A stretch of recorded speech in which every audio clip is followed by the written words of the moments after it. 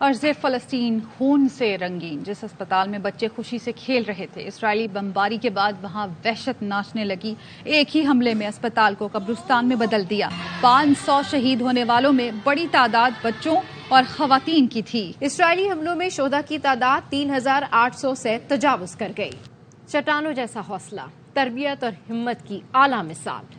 اسرائیل نے کئی زندگیاں چھین لی مگر حوصلہ پست نہ کر سکا۔ فلسطینی بچے کیسے حوصلے سے شہادتیں دے رہے ہیں اور دیکھ رہے ہیں۔ ایک بھائی اپنی زخمی بہن سے کلمہ پڑھواتا رہا۔ اسرائیل غزہ کے اسپتال پر حملے سے انکاری مگر اس کے اپنے بیانات ہی جھوٹ کے خلاف ثبوت بن گئے۔ اسرائیلی وزیر اعظم نے حملے سے پہلے ٹویٹ کیا کہ یہ جنگ تاریکی اور بدی کی اولاد کے درمیان ہے، لیکن حملے کے بعد وہ ٹویٹ ڈیلیٹ کر دیا گیا۔ حملے کے فوری بعد اسرائیلی وزیر اعظم کے ترجمان نے ٹویٹر پر لکھا کہ اسرائیلی فوج نے غزہ کے اسپتال میں چھپے حماس کے دہشت گردوں کو نشانہ بنایا، مگر بعد میں عالمی رد عمل کو دیکھتے ہوئے یہ ٹویٹ بھی ڈیلیٹ کر دیا گیا اور اسپتال پر حملے کو حماس کی کارروائی قرار دیا۔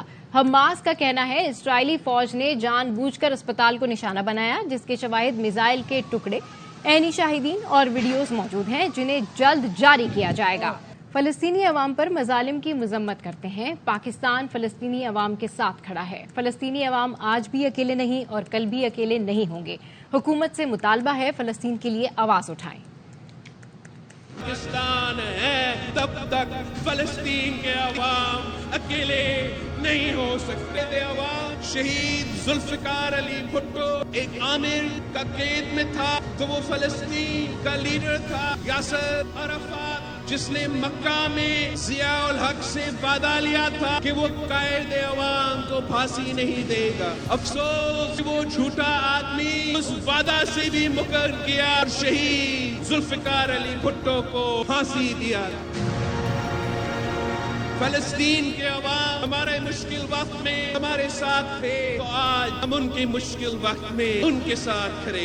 ہر پاکستانی یہ مطالبہ کرتا ہے حکومت سے آپ کو ان کے لیے بولنا پڑے گا۔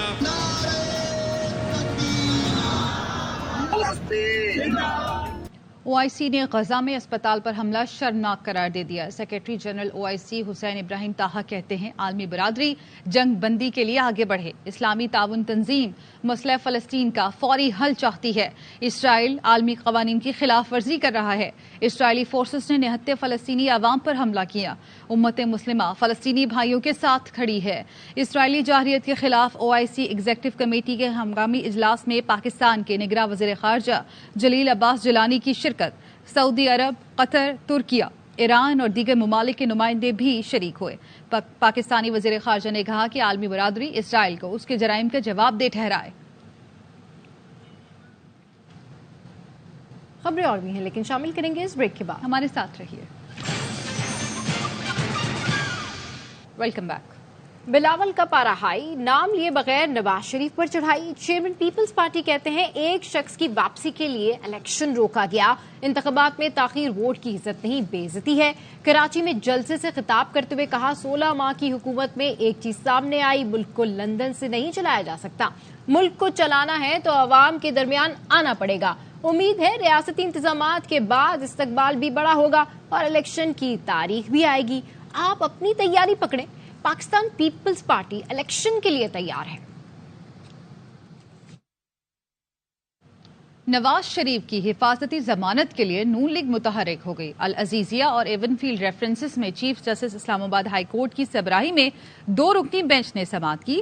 نواز شریف کے وکیل اور نیب پروسیکیوٹر کے دلائل سننے کے بعد عدالت نے سماعت کل تک ملتوی کر دی۔ توشہ خانہ ریفرنس میں بھی نیب کو عدالت نے کل طلب کر لیا۔ نواز شریف کا 21 اکتوبر کو وطن واپسی کا اعلان، پاکستان پہنچنے سے پہلے حفاظتی ضمانت لینے کی کوشش۔ العزیز یا ایون فیلڈ اور توشہ خانہ کیسوں میں درخواستیں دائر۔ العزیزیہ اور ایون فیلڈ ریفرنسز میں چیف جسٹس اسلام آباد ہائی کورٹ عامر فاروق کی سربراہی میں 2 رکنی بینچ نے سماعت کی۔ وکیل امجد پرویز نے بتایا نواز شریف عدالت کے سامنے سرنڈر کرنا چاہتے ہیں، گرفتاری سے روکا جائے، حفاظتی ضمانت دی جائے۔ نیب پراسیکیوٹر نے کہا نواز شریف واپس آنا چاہتے ہیں تو ہمیں کوئی اعتراض نہیں، جس پر جسٹس میاں گل حسن اورنگزیب نے کہا آپ کو یہی ہدایات ہیں تو اپیلوں کی پیروی کیوں کر رہے ہیں؟ آپ کو حفاظتی ضمانت دینے پر اعتراض نہیں، کل کو آپ کہیں گے فیصلہ ہی کالعدم قرار دے دے۔ عدالت نے تحریری حکم میں نیب کو کل کے لیے نوٹس جاری کر دیا۔ توشہ خانہ ریفرنس میں بھی نیب کو کل کے لیے نوٹس جاری کر دیا گیا۔ توشہ خانہ ریفرنس میں نواز شریف کی ضمانت کا فیصلہ بھی کل ہوگا۔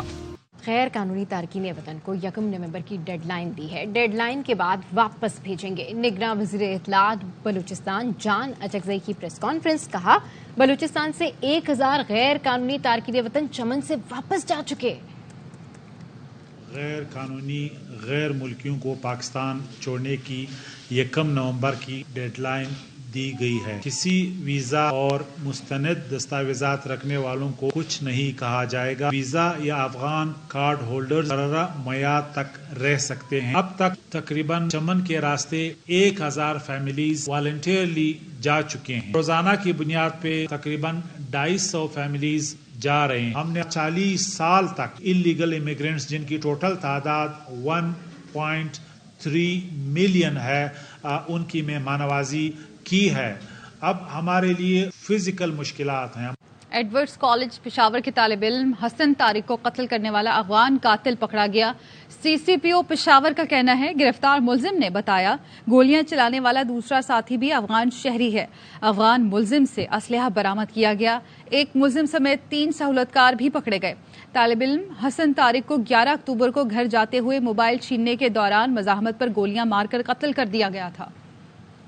اس کا ایک بچہ تھا حسان جو کالج سے واپس آ رہا تھا اس رکشے میں، تو موٹر سائیکل سواروں نے اس کو روکا اور ان سے موبائل لینے کی کوشش کی اور اس ریزسٹنس میں فائر سے ان کی شہادت ہوئی۔ سی سی ٹی وی فوٹیج کو امپروو کیا، فائنلی جو 2 موٹر سائیکل سوار تھے ان کو آئیڈینٹیفائی کیا اور اس کو ایک ملزم جو شاہ سوار ہے اس کو گرفتار کیا۔ پچھلے 1 سال سے سنیچنگ کا کام کر رہا ہے اور وہ بیسیکلی افغانی ہے۔ دوسرا ساتھی بھی ہمارے اس پہ ہے، اس کی پوری تفصیل ہمارے پاس آ چکی ہے اور انشاءاللہ soon he will also be behind the bars. Karachi کے علاقے گلستان جوہر میں مبینہ ڈکیتی مزاحمت پر ملزمان نے فائرنگ کر کے نوجوان کو قتل کر دیا۔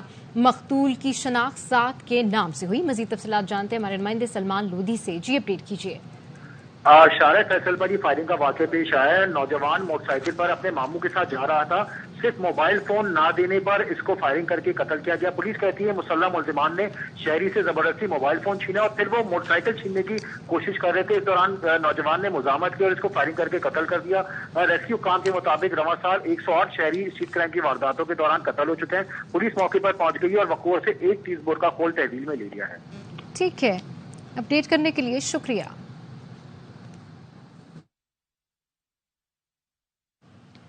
ترک فضائیہ کے کمانڈر کا ایئر ہیڈ کوارٹرز کا دورہ، سربراہ پاک فضائیہ سے ملاقات کی۔ بین الاقوامی اسٹریٹجک صورتحال، مشترکہ منصوبوں میں پیش رفت اور ہوابازی صنعت میں تعاون پر تبادلہ خیال کیا گیا۔ ترجمان پاک فضائیہ نے بتایا ملاقات میں فضائی مشق انڈس شیلڈ 2023 کے تناظر میں آپریشنل تربیت سے متعلق گفتگو کی گئی۔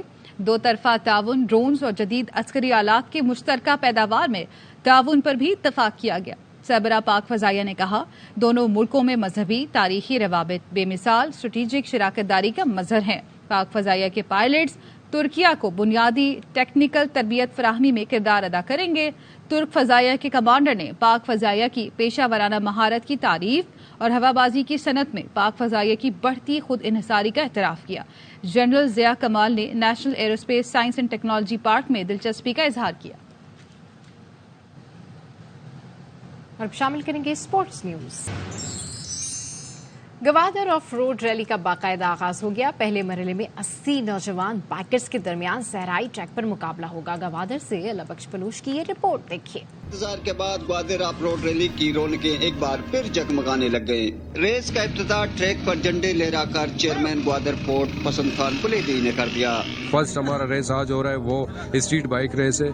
اس میں ابھی تک 80 کے قریب بائک رجسٹر ہوئے اور باقی ابھی رجسٹریشن کا پروسیس جاری ہے۔ آف روڈ ریلی کے پہلے مرحلے میں بائک ریسرز کے درمیان مقابلے ہوئے۔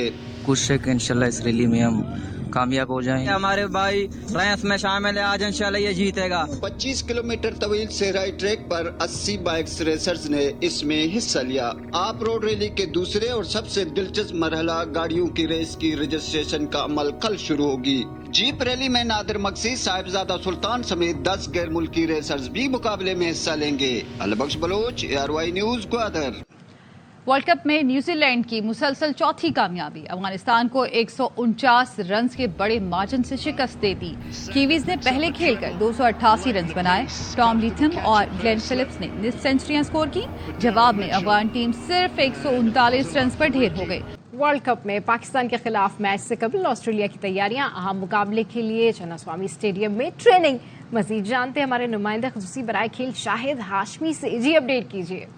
देखिए, मेरे अकब में ऑस्ट्रेलिया की टीम प्रैक्टिस कर रही है। जुम्मे के दिन इन्होंने पाकिस्तान से वर्ल्ड कप का एक अहम मैच खेलना है। दोनों टीमों के लिए बड़ा इंपॉर्टेंट मैच होगा। ऑस्ट्रेलिया की प्रैक्टिस का अंदाज बिल्कुल मुख्तलिफ होता है दूसरी टीमों से। इनकी टीम जब आती है, पहले इनको एक आधे घंटे का रिटन टेस्ट दिया जाता है MCQs का। उसमें इनको बताना पड़ता है कि फंसी हुई हो, मुश्किलात का शिकार हो तो आप क्या करेंगे, पिच को किस तरह रीड करेंगे। इसीलिए बड़े मेंटली स्ट्रांग होते हैं। और आज पाकिस्तान की टीम ने भी प्रैक्टिस की। वो 6 खिलाड़ी तबीयत की खराबी की वजह से कल प्रैक्टिस में नहीं आए थे, उनमें से 5 आज आ गए। मोहम्मद हारिस एक वाहिद प्लेयर 18 खिलाड़ियों में, 15 मेन खिलाड़ी और 3 रिजर्व।